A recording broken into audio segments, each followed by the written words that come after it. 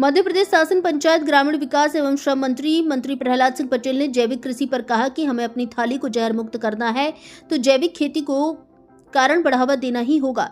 जैविक खेती के प्रति पूर्वाग्रह दूर करने के लिए उन्होंने किसानों से आह्वान करते हुए कहा कि परिस्थितियों आज बनी हुई हैं उन पर अब विचार करना है कि जरूरत है पेस्टिसाइड का उपयोग करके न केवल हम अपनी जमीन को बंजर बना रहे हैं बल्कि लोगों का जीवन भी खतरे में डाल रहे हैं।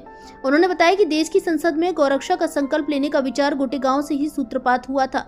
मैं 1989 में संसद में भाषण के दौरान गौरक्षा का संकल्प लिया था और मैं उसे इस समय हर सकता था 27 पत्र सभी सांसदों को लिखना था कि आप सभी भी इस संकल्प पर अपनी सहमति दें। मेरे संकल्प के कारण ही गौरक्षा का संकल्प पारित हुआ। हमारी सात्विक जीवन पद्धति में गौ सेवा का काम निश्चित ही समाज के माध्यम से ही हो सकता है।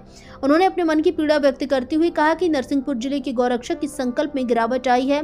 गौमाता का सड़क पर इस तरह घूमना निश्चित ही दुखदायी है, लेकिन हम सभी को गौरक्षा के संबंध में सेवा भाव से जोड़ना होगा। उन्होंने कहा कि वर्तमान जीवन शैली दुर्भाग्यपूर्ण है, इसलिए हमें जैविक खेती को बढ़ावा देना ही होगा। जैविक खेती और शुद्ध जीवन शैली की ओर लौटना होगा। अभी हम स्वर्ग का रास्ता छोड़कर नरक के रास्ते की तरफ चल पड़े हैं। हमने पश्चात शैली को जीवन में अपना कर अब अपनी भोजन की थाली तक ले आए हैं। रासायनिक खाद में केवल भोजन का स्वाद बिगड़ा है बल्कि स्वास्थ्य की गुणवत्ता भी खराब करती है।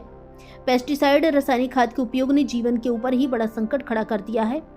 ये रहे उपस्थित प्रहलाद सिंह पटेल, जालम सिंह पटेल, गोटेगांव विधायक महेंद्र नागेश, पूर्व विधायक हाकम सिंह चौहान, राजकुमार जैन, चौधरी विभास जैन, नगर पालिका अध्यक्ष सिंघई संकल्प पुणे, कृषक ध्रुव पचौरी, देवदत्त पचौरी, राजकुमार जैन, नोनी करेली वाले, प्राचार्य इंदिरा स्कूल रितु जैन, पंकज चौकसे, शक्ति से राजपूत, सोनल जैन, संदीप बाबा, भानु जैन, अजीत पत्रकार, मनीष जैन पार्षद, अनिल जैन पत्रकार, नीरज सराफ, अनिल जैन, पंकज जैन, संध्या जैन पत्रकार, रघुनाथ राय पत्रकार, अनेक जैविक खेती करने वाले किसान एवं अन्य उपस्थित रहे। भारत संवाद से कंचेरी पटेल की रिपोर्ट। हमारा संकल्प क्या है? उससे सिर्फ दूध ले लेना और उसके बाद में फिर उसको पशु मान लेना। अगर इतना ही संबंध है तो फिर सेवा नहीं हो सकती। मैंने अपने परिवार का उल्लेख किया था। मैं सौभाग्यशाली हूँ कि मैं जिस परिवार में पैदा हुआ वहां पर एक मनुष्य पर 3 गौ माता, मेरी चौथी पीढ़ी है। 4 पीढ़ियों से हम उन बातों को देख रहे हैं। आज तो हमारे घर में जनसंख्या घटी है और एक व्यक्ति पर लगभग 11 गौ माता है।